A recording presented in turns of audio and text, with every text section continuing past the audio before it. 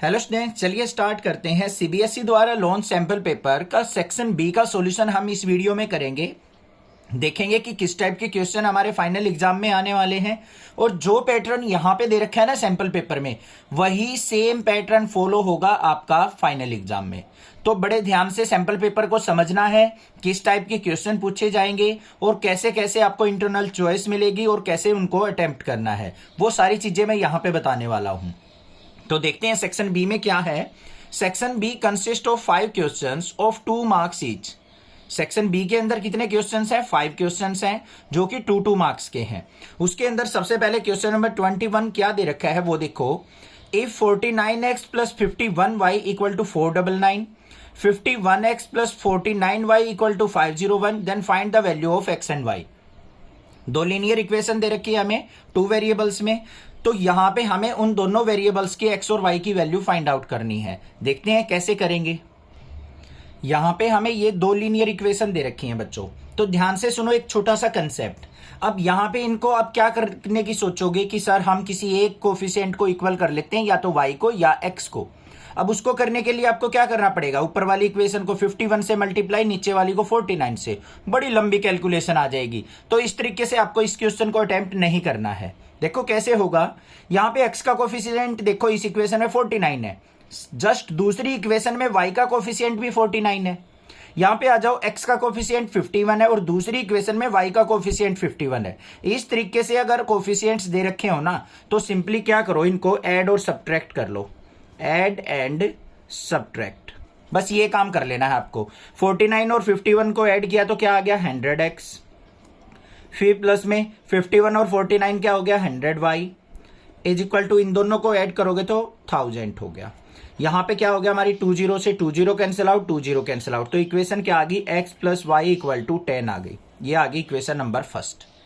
फिर हमें क्या करना है? सब्ट्रैक्ट करना है। इसमें से इसको कर लो या इसमें से इसको कर लो, कोई भी कर सकते हो, आपकी मर्जी है। 51 में x में से 49x गया तो क्या आ गया? 2x।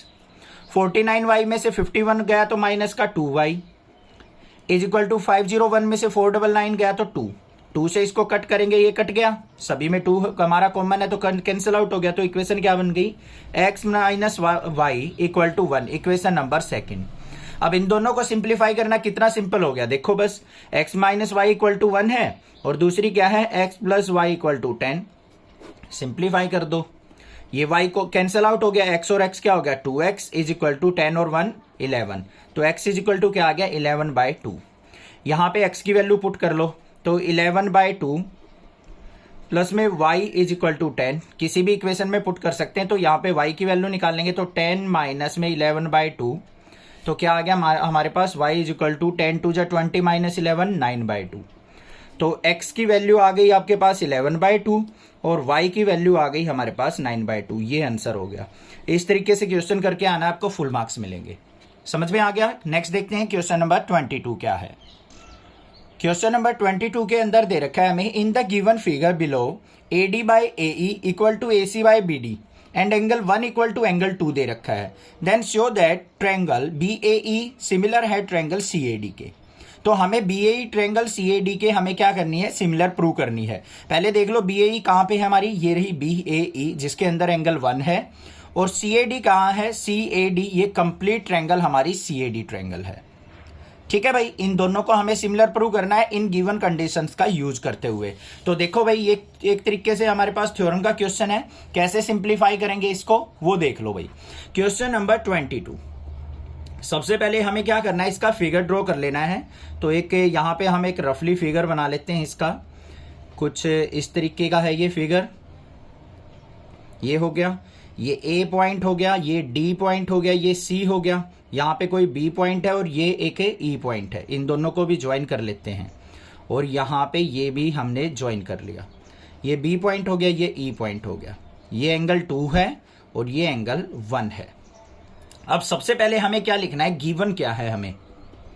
एक क्वेश्चन करने का तरीका बता रहा हूं मैं, एग्जैक्टली जैसे करना चाहिए, कोई भी नंबर नहीं कटेगा। गिवन में हमें ये 2 चीजें दे रखी हैं, यहीं पे लिख दो बस।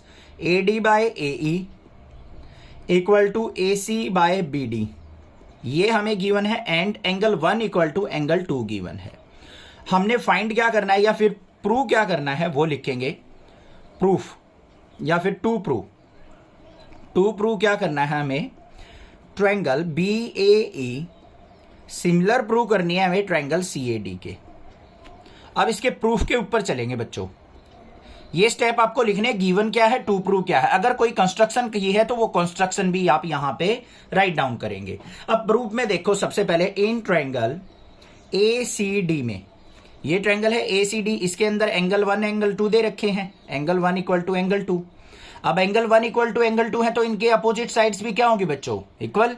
एंगल 1 के सामने अपोजिट साइड्स कौन सी है हमारी, एंगल 1 के सामने ये ट्रायंगल देखो पूरी वाली, इसके सामने ये है हमारी BD, इक्वल टू क्या जाएगी, एंगल 2 के सामने कौन सी है, AB। BD is equal to किसके होगी, AB के। इक्वेशन नंबर फर्स्ट मान लो।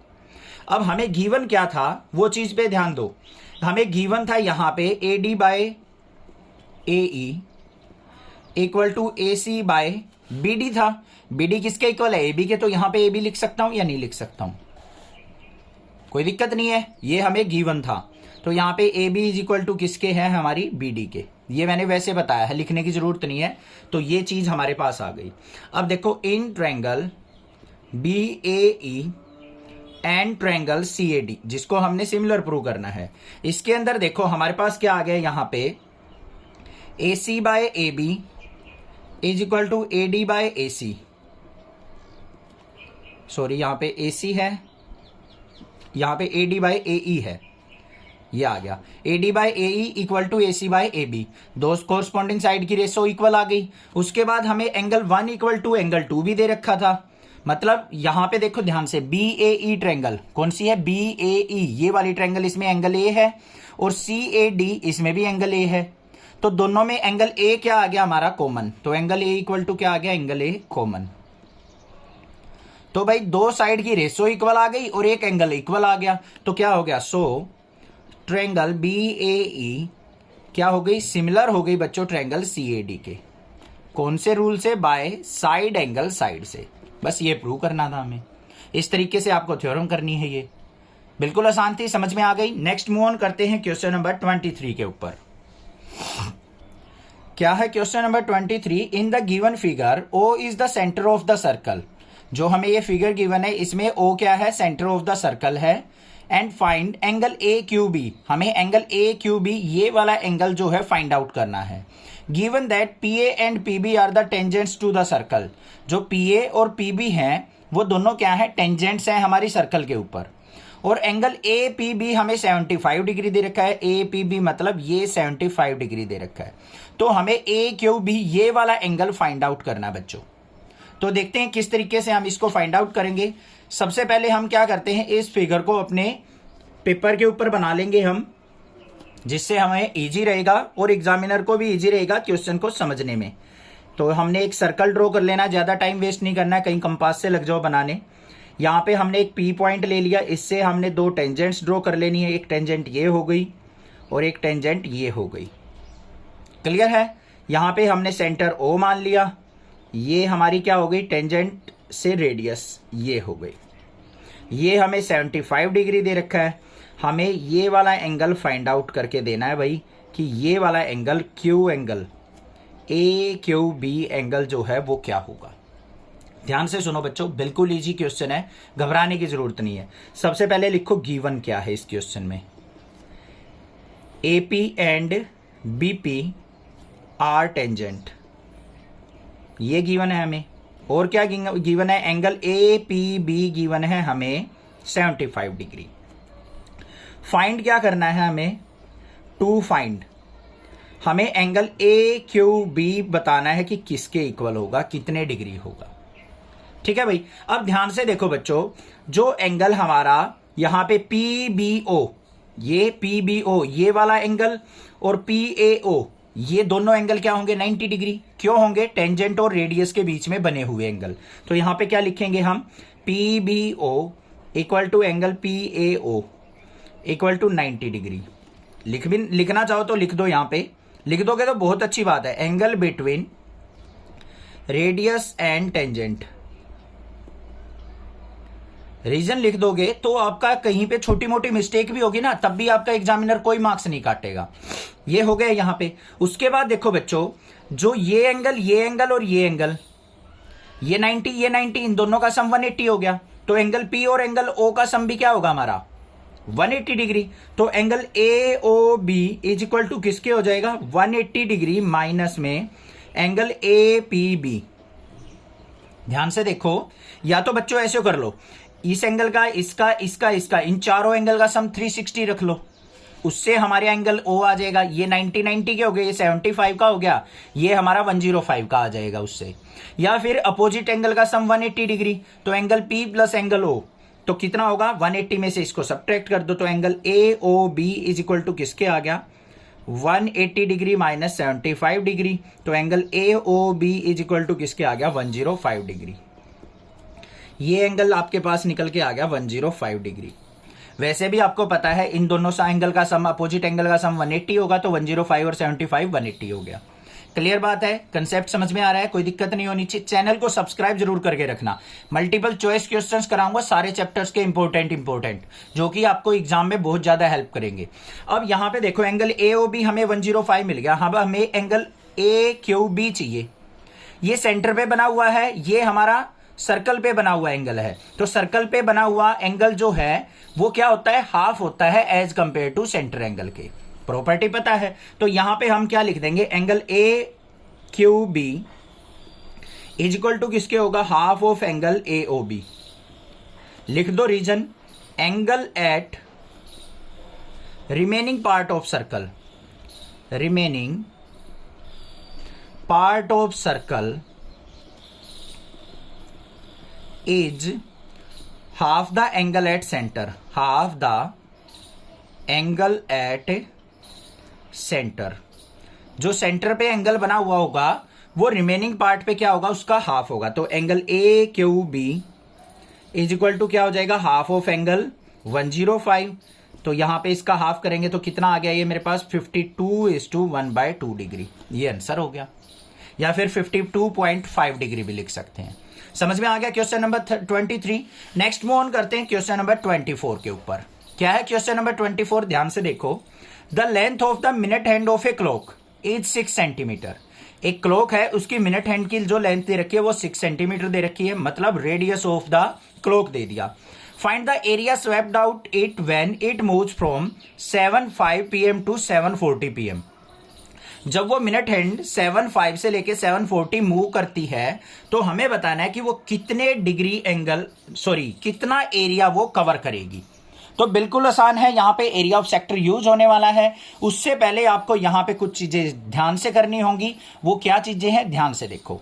इस तरीके का क्वेश्चन आपको जरूर देखने को मिल सकता है। Question number 24। सबसे पहले देखो बच्चों, हमने एक क्लॉक बना ली अपनी समझने के लिए। यहां पे हमने क्या कर लिया, ये मान लिया 7:05 टाइम हो गया हमारा। दूसरी वाली नीडल बनाने की जरूरत नहीं है। मिनट हैंड की 7:05 पे कहां होगी यहां पे, और 7:40 पे कहां होगी यहां पे। तो ये डिग्री एंगल जो है वो ट्रेवर्स करेगी पूरा का पूरा, ये थीटा एंगल। अब भाई यहां से लेके 5 से लेके 40 तक टोटल कितनी मिनट हो गई बच्चों 35 मिनट्स। टोटल कितनी मिनट उसने ट्रेवर्स किया 35 मिनट का एरिया आपको फाइंड आउट करना है। तो ध्यान से देखो, इन 60 मिनट्स एंगल जो होता है हमारा कितने डिग्री होता है 360 डिग्री। पूरे सर्कल का चक्कर 60 मिनट होता है और वो पूरा एंगल कितना होता है 360 डिग्री। तो इन 1 मिनट एंगल कितना हो जाएगा बच्चों 360 डिग्री अपॉन में 60, 0 से 0 6 डिग्री आ गया। मतलब 1 मिनट में जो मिनट हैंड है वो कितने डिग्री एंगल बनाएगी 6 डिग्री एंगल। और हमें कितने में चाहिए 35 मिनट में। एंगल इन 35 मिनट्स, 35 मिनट में कितना एंगल ट्रेवर्स करेगी 35 मल्टीप्लाई में 6, तो कितना आ गया ये 210 डिग्री। तो मतलब ये थीटा जो आ गया मेरा, ये कितना आ गया 210 डिग्री। इतना एंगल वो ट्रेवर्स करेगी, उसका एरिया निकालना है। अब यहां पे बस हमें क्या करना है, एरिया ऑफ सेक्टर का फॉर्मूला लगा देना है। एरिया ऑफ सेक्टर क्या होता है θ/360 मल्टीप्लाई πr²। अब रेडियस क्या है हमारा, देखो यहां पे रेडियस हमें दे रखा था 6 सेंटीमीटर। तो रेडियस लिखेंगे हम, रेडियस इक्वल टू 6 सेंटीमीटर। जो लेंथ ऑफ मिनट हैंड दे रखी है वो 6 सेंटीमीटर है। तो यहां पे वैल्यू पुट करो, थीटा की वैल्यू 210 अपॉन में 360 मल्टीप्लाई पाई की वैल्यू 22/7 मल्टीप्लाई रेडियस कहाँ है भाई हमारा, रेडियस 6 सेंटीमीटर, तो 6 का स्क्वायर करेंगे तो 6 मल्टीप्लाई 6 कर दिया। सिंप्लीफाई कर लो इसको, 0 से 0 कैंसिल, 6 6 जा 36 से 36 कट गया, 7 1 जा 7, 7 3 जा 21, 22 की 3 की मल्टीप्लाई करेंगे 66 सेंटीमीटर स्क्वायर, क्योंकि ये सेंटीमीटर में है तो सेंटीमीटर स्क्वायर हमारा क्या होगा बच्चों, एरिया होगा। माइंड के अंदर सेट क्वेश्चन इस तरीके से करना है आपको क्वेश्चन। यहां पे एक फिगर बना लोगे ना, बहुत अच्छे से कंसेप्ट क्लियर होगा और बहुत अच्छे से आप क्वेश्चन कर पाओगे, बिल्कुल भी मिस्टेक नहीं होगी। आ गया समझ में, ठीक है। नेक्स्ट मूव ऑन करते हैं क्वेश्चन नंबर 24 के सेकंड पार्ट पे। अब यहां पे बात समझने की आ गई। क्या है समझने की बात, इस क्वेश्चन और इस क्वेश्चन के बीच में और दे रखा है। और का मतलब क्या होता है, कोई भी एक, आप ये क्वेश्चन भी अटेम्प्ट कर सकते हो और ये क्वेश्चन भी अटेम्प्ट कर सकते हो। जो आपको अच्छे से आता हो ना, उस क्वेश्चन को अटेम्प्ट करके आओ। एक दूसरी बात और बताना चाहूंगा मैं आपको, आप कई बार क्या करते हो कि आपने ये क्वेश्चन भी अटेम्प्ट कर दिया, ये कर दिया, आपको ये थोड़ा सा कम आता है, ये अच्छे से आता है, फिर भी आपने सोचा चलो दोनों ही कर देते हैं, टाइम है तो जोन सा आपको अच्छे से आता है ना उसको पहले करो, जोन सा कम आता है उसको बाद में करो। क्योंकि कुछ एग्जामिनर क्या करते हैं, जो फर्स्ट अटेम्प्टेड क्वेश्चन होता है ना उसी के बेस पे मार्क्स देते हैं। अगर इसमें मिस्टेक कर रखी है आपका, मान लो हाफ मार्क्स कट गया, तो इसी के मार्क्स काउंट करेगा, वो दूसरे वाले के नहीं करेगा। कुछ टीचर करते हैं ऐसे, मैं सभी की नहीं कहता। अब मेरे जैसे टीचर होगा तो मैं तो ये सोचूंगा दोनों में से जोन सा भी ठीक कर रखा है बच्चे को, फुल मार्क्स दो ना यार, क्यों काटे बच्चे के नंबर। ठीक है, मेहनत कर रखी है, बट फिर भी मैं आपको गाइड कर रहा हूं। जो आपको अच्छे से क्वेश्चन आता है उसको पहले अटेम्प्ट करो, दूसरा चॉइस वाला करना चाहते हो तो उसके बाद करो। ठीक है भाई, अब इस वाले क्वेश्चन को देखते हैं क्या है। In the given figure arc have been drawn of radius 7 centimetre. जो ये आर्क बनाई हुई है ना हमारी क्वाड्रिलेटरल की, ये 7 सेंटीमीटर रेडियस को काउंट करते हुए बनाई गई है, विद वर्टिसेस ABCD। तो in quadrilateral ABCD as centres, find the area of the shaded region. तो ये जो चारों कॉर्नर्स हैं हमारे ABCD, चारों सेक्टर हैं, इनका एरिया आपको फाइंड आउट करना है। बिल्कुल सिंपल है, घबराने की जरूरत नहीं है। चलिए देखते हैं कैसे करेंगे। ये कुछ इस तरीके से हमें क्वाड्रिलेटरल दे रखी है, तो ये शेडेड रीजन जो है इसका एरिया आपको फाइंड आउट करना है। अब यहां पे देखो हमें रेडियस जो दे रखा था वो कितना दे रखा था, 7 सेंटीमीटर। तो यहां पे क्या लिखेंगे हम, रेडियस ऑफ आर्क, वो मान लेते हैं हम क्या है, 7 सेंटीमीटर। अब हमें इन एंगल्स का नहीं पता भाई कि ये कितने कितने एंगल हैं। अगर एंगल पता लग जाए तो हम इजीली एरिया निकाल सकते हैं। तो इनको हम यहां पे क्या एज्यूम कर लेते हैं, ये θ1 है, ये θ2 है, ये θ3 है और ये θ4 है। तो यहां पे हम क्या लिख लेंगे, let angle at ABC and D are θ1, θ2, θ3 और θ4। ये 4 एंगल्स हमने यहां पे एज्यूम कर लिए। ठीक है भाई, कोई दिक्कत नहीं होनी चाहिए। अब area of sector, area of या फिर टोटल एरिया किसके इक्वल होगा, area of sector A plus में area of sector B plus में एरिया ऑफ सेक्टर C और प्लस में एरिया ऑफ सेक्टर D। इन चारों सेक्टर्स के एरिया को हम क्या कर लेंगे, ऐड कर लेंगे, तभी तो एरिया निकलेगा हमारे पास। बस सिंपल है। एरिया ऑफ सेक्टर ए कैसे निकालेंगे बच्चों, क्या होता है एरिया ऑफ सेक्टर का formula, θ/360 into pi r square. यहां पे थीटा क्या माना है हमने, θ1, तो θ1/360 into pi r square. Sector B के अंदर θ2/360 into pi r square. Sector C का क्या हो जाएगा बच्चों, एंगल θ3 है, θ3/360 इंटू पाई आर स्क्वायर। और फोर्थ सेक्टर का क्या आ जाएगा, θ4/360 इंटू पाई आर स्क्वायर। कोई दिक्कत नहीं होनी चाहिए। अब इनमें से कॉमन देख लो बच्चों क्या आ रहा है आपका, हमारे पास कॉमन आ गया पाई आर स्क्वायर बाय 360 कॉमन आ गया। इनटू में क्या बच गया, θ1 प्लस θ2 प्लस θ3 प्लस में θ4 बच गया या नहीं। अब बिल्कुल इसको इजीली सिंपलीफाई कर लेंगे। पाई की वैल्यू 22/7 मल्टीप्लाई 360 डिनोमिनेटर में, ऊपर रेडियस का स्क्वायर है, रेडियस कितना था 7, तो मल्टीप्लाई 7 और यहां पे मल्टीप्लाई में θ1 प्लस θ2 प्लस θ3 प्लस θ4, चारों क्वाड्रिलेटरल के एंगल का सम कितना होता है, 360। रख दिया भाई, लिख भी देंगे θ1 प्लस θ2 प्लस θ3 प्लस θ4 जो है वो 360 डिग्री होगा, sum of all angles of quadrilateral. ठीक है भाई, ये चीज आपको रीजन भी बता दिया। नहीं तो कई बार क्या करते हैं बच्चे, सर इसकी वैल्यू दे नहीं रखी, आपने 360 कहां से लिखी? तो चारों एंगल का सम 360 डिग्री। कैंसल आउट, 7 से 7 22 7 जा 154 सेंटीमीटर स्क्वायर। ये एरिया आ गया हमारा टोटल क्वाड्रिलेटरल का। समझ में आ गया क्वेश्चन, कोई दिक्कत नहीं होनी चाहिए। ठीक है, नेक्स्ट मूव ऑन करते हैं क्वेश्चन नंबर 25 के ऊपर। क्या है question number 25? If sine of angle A plus B equal to 1 and cos of angle A minus B equal to √3/2, और जो ए प्लस बी है वो 0 और 90 के बीच में होना चाहिए, और angle A always greater than angle B होगा, then find the value of A and B. तो हमें ए और बी एंगल की वैल्यू फाइंड आउट करनी है। तो देखो कैसे करेंगे। यहाँ पे सबसे पहले देखो हमें गिवन क्या क्या है। हमें गिवन है sine of A plus B equal to 1 दे रखा है, और cos of A minus B जो है वो हमें √3/2 दे रखा है। ठीक है भाई, अब इसकी हेल्प से हमें इसको सिंप्लीफाई करना है। देखो कैसे करेंगे। Sine of A plus B equal to 1 जो होता है वो कितने पे होता है? साइन 90 पे। तो इसको मैं साइन 90 लिख सकता हूं या नहीं, क्योंकि साइन 90 इक्वल टू 1 होता है। सिमिलरली इस पे आ जाओ, cos of A minus B equal to √3/2 कितने पे होता है? 30 डिग्री पे। तो इसको मैं कोस 30 डिग्री लिख सकता हूं। कोस से कोस कैंसल आउट हो गया, साइन से साइन कैंसल आउट। तो यहां पे a plus B equal to क्या आ गया? 90 डिग्री, और a minus B is equal to क्या आ गया? 30 डिग्री। ये इक्वेशन नंबर फर्स्ट, ये इक्वेशन नंबर सेकंड, दोनों को आपस में सिंप्लीफाई कर लो। तो a plus B equal to 90 और a minus B equal to 30 degree. दोनों कैंसल आउट हो गए हमारे, ऐड करेंगे तो a plus A 2a equal to 90 और 30 120 डिग्री। तो a इज इक्वल टू क्या आ गया? 120/2, और 2 से इसको कट करेंगे तो क्या आ गया? 60 डिग्री। तो a एंगल हमारे पास क्या आ चुका? 60 डिग्री। अब b एंगल निकालना है, तो ये फर्स्ट इक्वेशन में पुट कर दो। a plus B equal to क्या था? 90 डिग्री। तो यहाँ पे a की वैल्यू पुट करेंगे 60 plus b is equal to 90 degree. तो b इज इक्वल टू क्या आ जाएगा? 90 माइनस 60 30 डिग्री।